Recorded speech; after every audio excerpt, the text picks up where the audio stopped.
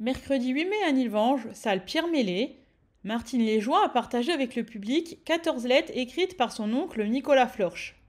Un soldat malgré nous qui a été envoyé au front russe où il est décédé à l'âge de 21 ans. Nous allons commencer ce moment d'émotion et de mémoire. Alors, au nom de Martine et de Irène, qui sont à mes côtés, je vous souhaite la bienvenue à la salle Mélé. Ce matin, nous avons commémoré le 8 mai 1945, la fin de la Deuxième Guerre mondiale, ce conflit terrible qui a brisé beaucoup de familles par le biais de la déportation, par l'engagement aussi à contre-cœur dans l'armée allemande. Et à côté de moi, j'ai Martine Liégeois, une Nilvangeoise, qui, elle, a retrouvé, enfin en tout cas a eu presque un peu en héritage, 14 lettres que son oncle avait écrites à ses parents. Lui, il a été enrôlé dans cette armée allemande à contre-cœur. Merci Martine, merci. On est impatients de t'entendre, accompagnée de la chorale des Voix de la Vallée. Je tiens vraiment à vous féliciter pour ce que vous avez mis en place tous ensemble, collectivement. La décoration de la salle est absolument magnifique. Merci à vous. La lecture a été réalisée par Martine et des membres de sa famille, accompagnés par des chants de la chorale Les Voix de la Vallée. Lorsque je retrace ma vie, j'ai la mémoire qui s'étrangle. Lorsque j'essaie de rassembler quelques mots pour vous la conter, j'ai été barbelée sur la langue.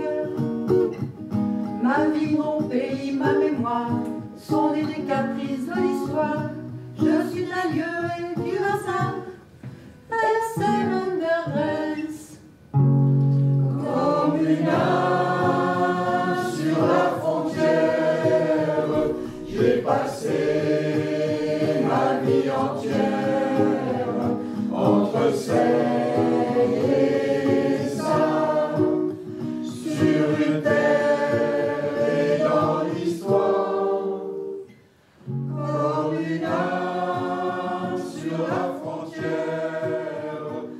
Première lettre. Vandorn, le 26 août 1943. Je réponds vite à ta lettre du 19 août 1943 que j'ai reçue avec grand plaisir. Je suis en bonne santé et alerte. Et j'espère qu'il en est de même pour vous. Je vais toujours très bien. Il fait très beau. Nous avons toujours beaucoup à faire. Le repas est toujours le même, mais ça ne me dérange pas, car la guerre sera bientôt finie. Mardi, c'était la première alerte aérienne. Les Anglais ont bombardé Berlin. Ils bombardent toutes les nuits Berlin. Il y a eu beaucoup de morts et beaucoup de gros dégâts. Du lundi au mardi soir, nous avions une fête du sport. Ça nous a fait du bien. Chère maman, tu m'écris que tu veux m'envoyer un paquet. Envoie-moi du savon. Un seul paquet. De Hansaplast et du cirage. Mais le cirage que tu m'as envoyé n'est pas de bonne qualité. Tu m'écris que vous aurez du raisin aujourd'hui. Si tu peux, envoie-moi des pommes. Je les aime beaucoup, surtout celles de Madame Bourlette. Je voudrais vous dire que beaucoup sont déjà tombés.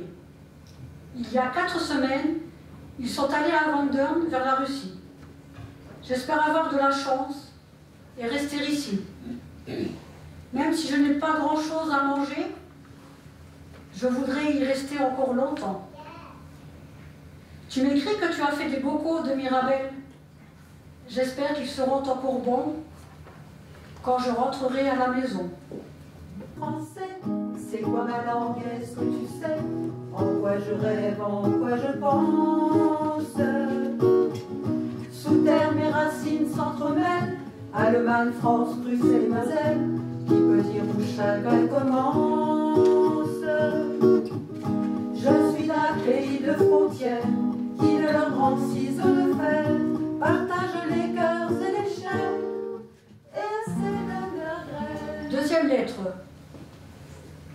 Vandern, le 28 août 1943. Ma chère, je voudrais vite vous écrire quelques lignes.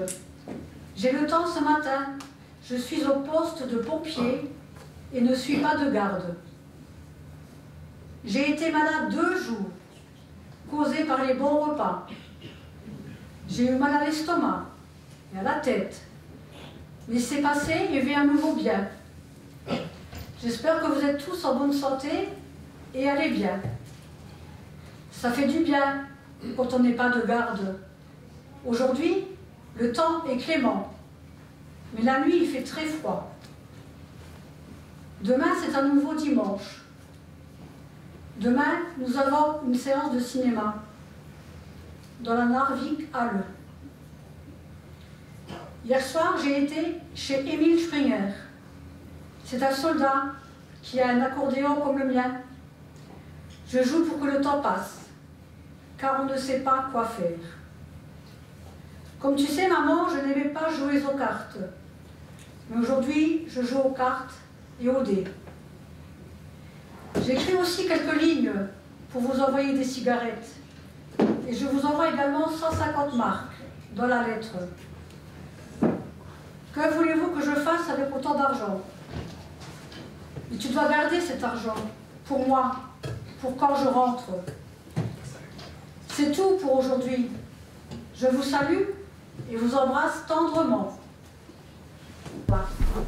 Metzeritz, le 11 février 1944. Mes chers, je vous écris ce soir ces quelques mots pour vous dire que j'ai reçu la lettre du 3 février 1944 avec grande joie. Tu m'écris aussi qu'Yvonne était malade et que Marcel m'a aussi envoyé une carte. Je vais lui répondre également. Il va être étonné. C'est beau quand on voit du pays. J'ai fait ce que j'ai pu, mais ce n'est pas encore fini. J'ai été déjà blessée 2 fois à la tête. Mais l'éclat doit y rester. On ne peut pas me l'enlever. Mais je vais bien. En ce moment, il fait froid et il y a beaucoup de neige. Je suis contente de rester sur place ce mois-ci. J'ai aussi écrit à Denise qu'elle peut m'envoyer un paquet si elle veut. Je pense que le paquet a été perdu. Denise était son amoureuse. J'espère que les bonbons pour mon cher Gérard sont arrivés. J'adore Gérard. C'est le plus jeune de ses frères. Il est né en 42. J'espère que la guerre va bientôt terminer et que tout ira mieux. Je ne sais pas quoi t'écrire d'autre. J'espère que tu vas tout préparer. Mon camarade de Thionville viendra chez vous en permission et prendra le paquet. Je pense dans 12 jours. Je vous embrasse tendrement, Nicolas. Sur le corps de rang, je vous fais une lettre que vous lirez peut-être si vous avez le temps. Je viens de recevoir mes papiers militaires pour aller à la guerre avant mercredi soir. Lettre numéro 4. Chère maman, je t'écris vite cette carte pour te souhaiter bonne fête et bon anniversaire sur la même carte, parce que je n'en ai pas d'autre. J'espère que tu es en bonne santé. Aujourd'hui, je ne t'écris pas beaucoup, mais je vous écrirai à tous demain. Je te souhaite mes meilleurs vœux pour ta fête et ton anniversaire. Bonne santé. Je te salue et t'embrasse. Nicolas. J'espère que nous nous reverrons très bientôt dans notre chère patrie. Orval, le 17 mars 1944. Ma chère maman, je voudrais vite vous écrire quelques lignes ce soir, comme je vous ai écrit hier. Je suis maintenant mutée dans la marche, je ne m'y plais pas. Dans le camp du ver de terre, je m'y plais mieux. Mais maintenant, il y a des baraquements en bois, ça ne me plaît pas. Pas d'eau, pas de lumière, et la nourriture est très mauvaise. Je suis toujours en bonne santé et très alerte. J'espère de même pour vous. Je vous demande d'écrire aussi à Denise lorsque je serai partie, car j'aime Denise. Je ne peux pas l'oublier. Que deviendra-t-elle lorsque je serai partie en Russie? Je me fais beaucoup de soucis pour elle. Qu'y a-t-il de nouveau chez vous? Je vous demanderai d'écrire tout de suite, car je partirai sûrement bientôt pour la Russie. J'espère que j'aurai de la chance et que je rentrerai bientôt à la maison. Je n'ai pas encore reçu le colis. J'espère que papa a reçu le colis, ou au moins qu'il n'a pas été perdu, car ce serait le dernier colis que j'aurais envoyé. Je n'ai pas autre chose à vous dire. Je termine en espérant que nous nous reverrons très bientôt dans notre chère patrie. Je vous salue et vous embrasse tout de cœur. Nicolas. Lettre 6. Metzeritz, le 28 mars 1944. Mes chers, je vous écris ce soir ces quelques mots pour vous dire que demain matin, je pars pour la Russie. Je suis toujours en bonne santé et alerte, comme c'est toujours le cas en ce qui me concerne. J'espère que j'aurai de la chance et que je serai vite à la maison. J'ai aussi écrit à Denise 3 petits points. Je voudrais vous dire que je ne pars pas de bon cœur, car je sais comment c'est au front. Je voudrais vous dire que j'ai reçu les 3 colis. Les bonbons étaient délicieux. Le savon était bon. Aujourd'hui, nous avons eu un temps de printemps. J'espère que ça restera comme ça durant le trajet. Cher papa, je t'envoie encore 4 cigares dans cette lettre. J'espère que tu as reçu le paquet de tabac. Chers parents, ne vous faites pas de soucis pour moi. Je rentrerai bientôt en permission. J'espère que la guerre sera bientôt terminée. C'est tout pour aujourd'hui. Je vous souhaite à tous une bonne santé et beaucoup de bonheur. Je vous salue et vous embrasse tous tendrement. Nicolas. Saluez toutes mes connaissances. Tout a une fin. À très bientôt et bonne nuit. Je ne suis pas sur terre pour tuer les pauvres gens. C'est pas pour vous fâcher qu'il faut que je vous dise. Les guerres sont des bêtises, le monde en a assez. Regenwurmlagen, le camp du ver de terre, 21 avril 1944. Mes chers, je vous écris vite ces quelques lignes pour vous dire que je suis à l'hôpital militaire depuis 2 jours. Je suis tombée malade et suis clouée au lit depuis 10 jours. J'ai une gastro-entérite. Je ne peux presque rien manger. J'ai mal au ventre. Tout va bien chez vous? Je l'espère. J'espère que le petit Gérard va bien. J'espère qu'il ne grandira pas trop vite. Quand je serai rétablie, je voudrais venir en permission. Ça fait déjà 5 mois que je suis ici. Je suis très fatiguée. Fatiguée de rester au lit par ce beau temps. J'espère avoir bientôt des nouvelles de vous. Ce matin, ma compagnie est partie. Je dois rester ici car j'ai eu très mal au ventre. Je pense que je dois bientôt retourner à l'hôpital. Quelque chose ne va pas dans mon ventre. J'espère que la guerre sera bientôt terminée, que je rentre à la maison et que je me rétablisse. Je n'ai plus mal à la tête. J'espère que demain, je pourrai quitter l'hôpital, que je puisse sortir du lit J'en ai marre du lit. Je suis très déprimée. Je ne l'ai jamais été autant. Lorsque je viendrai en permission, je vous en raconterai plus. Je suis trop fatiguée, je m'arrête là. J'espère que papa a reçu le tabac, ou pas encore. Maintenant, je termine en espérant que nous nous reverrons bientôt dans la chère patrie. Je vous salue et vous embrasse tendrement. Nicolas. Le bonjour aussi à Bourlette, Ketchen et toutes les connaissances. Meseritz, le 3 mai 1944. Mes chers, je vous écris ces quelques lignes pour vous dire que je suis à nouveau bien et alerte.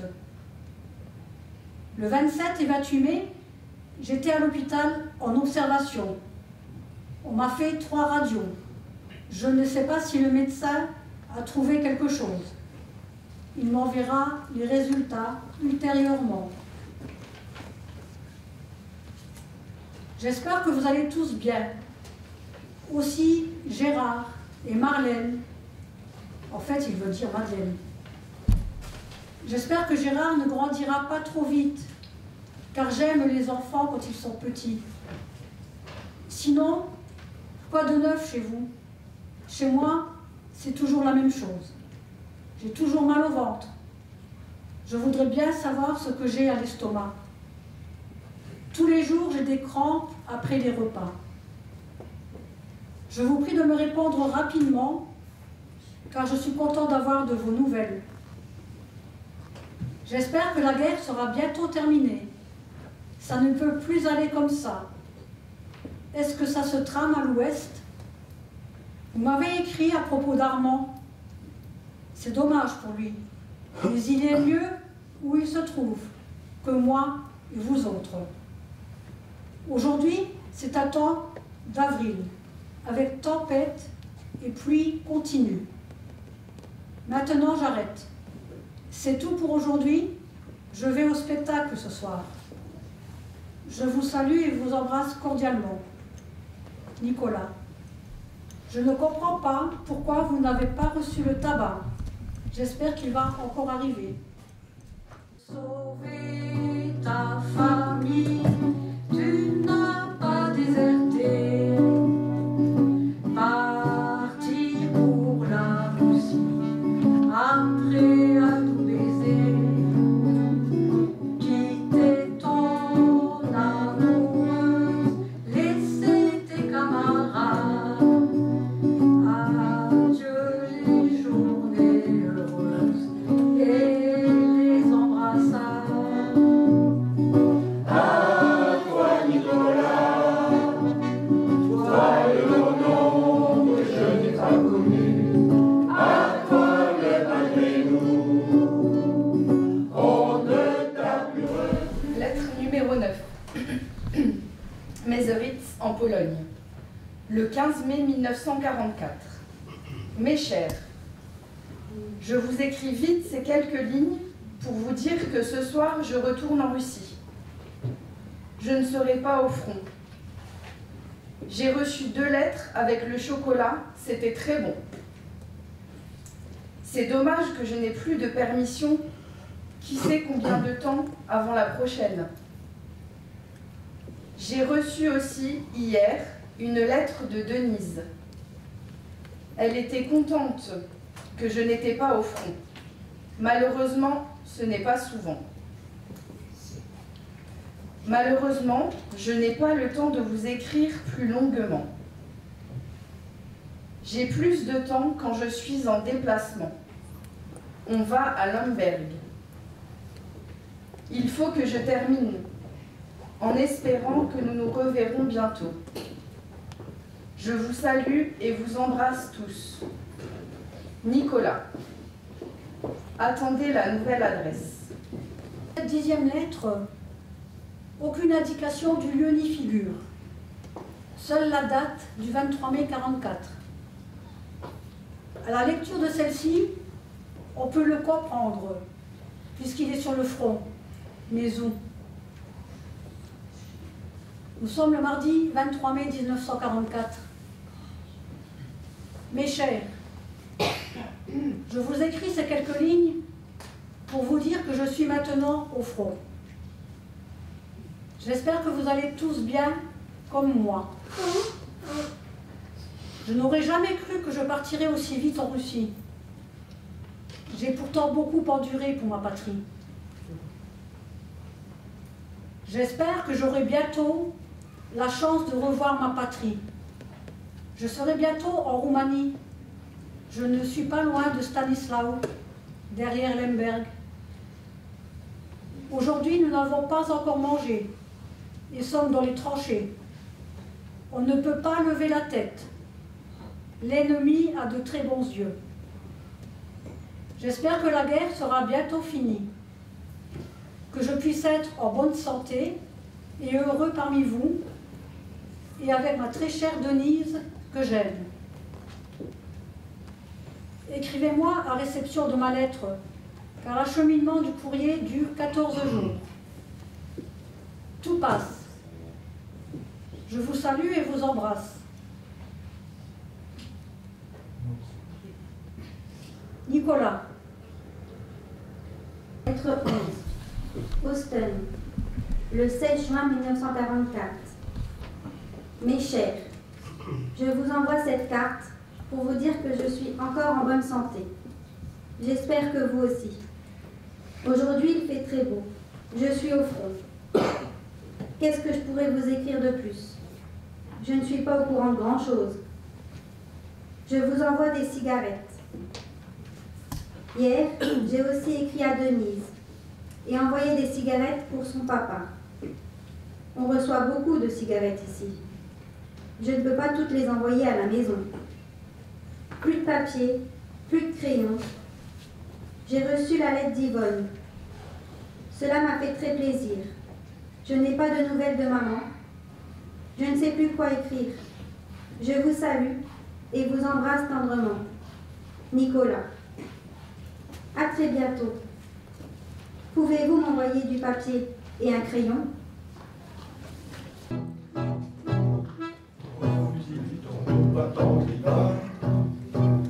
Il a 20 ans, un cœur d'amant qui bat, un adjudant pour surveiller ses pas, et son mandat contre son flanc qui bat. Quand un soldat s'embarque en guérilla, dans sa musette son bâton maréchal. Quand un soldat revient de guérilla, dans sa musette un peu de linge sale. Partir pour mourir un peu, à la guerre, c'est un drôle de petit jeu qui va guère aux amoureux. 12e lettre. Mes chers, je vous écris ces quelques lignes ce soir pour vous dire que je suis toujours en bonne santé et alerte. J'espère que vous aussi. Aujourd'hui, il fait très mauvais.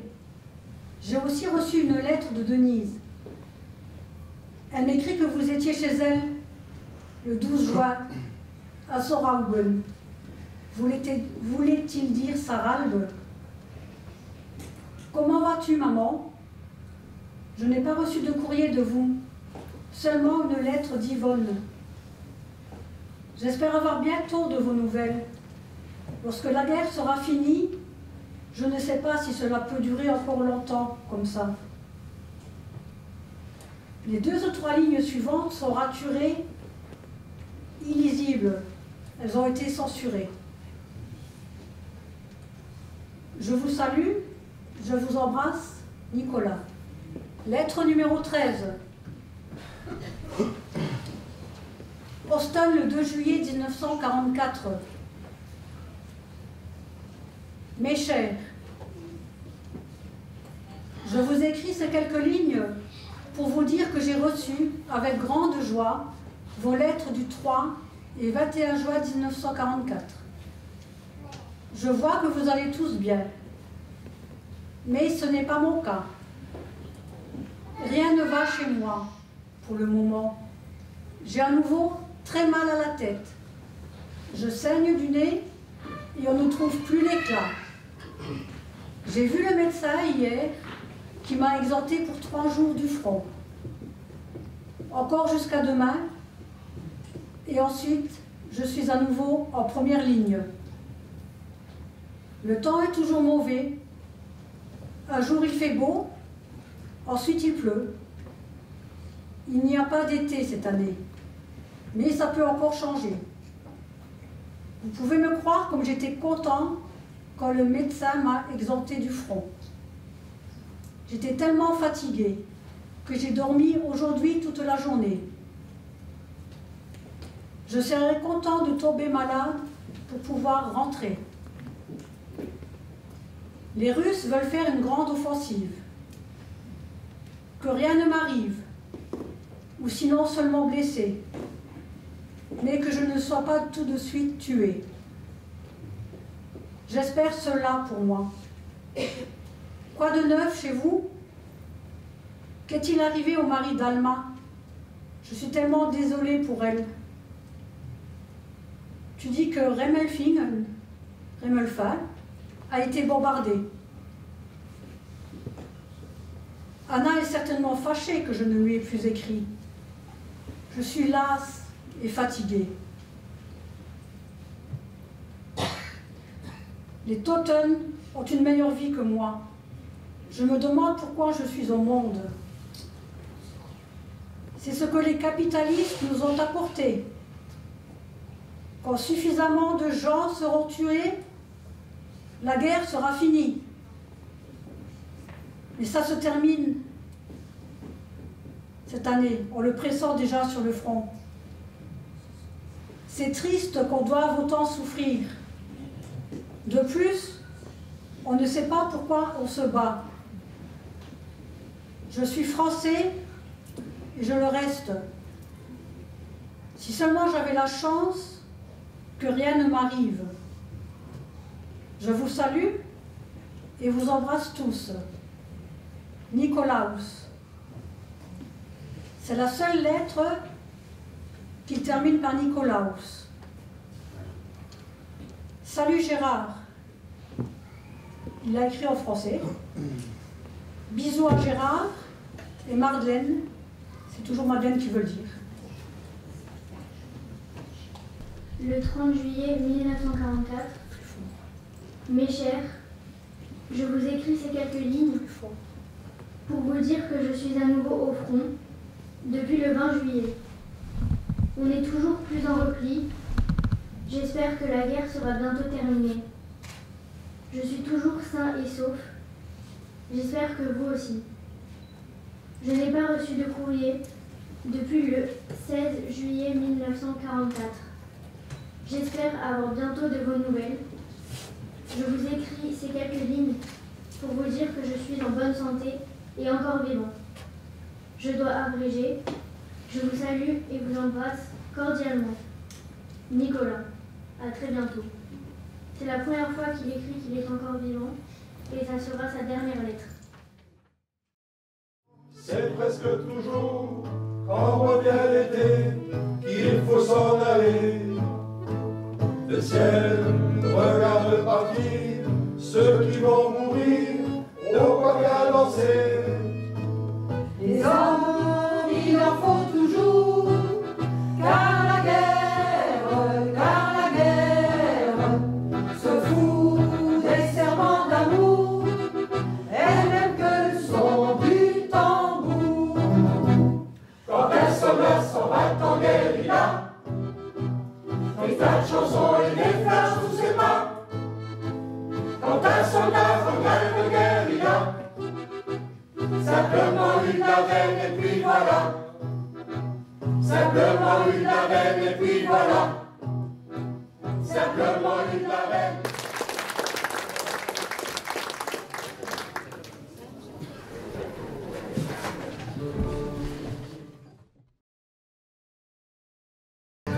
Nous le voulons.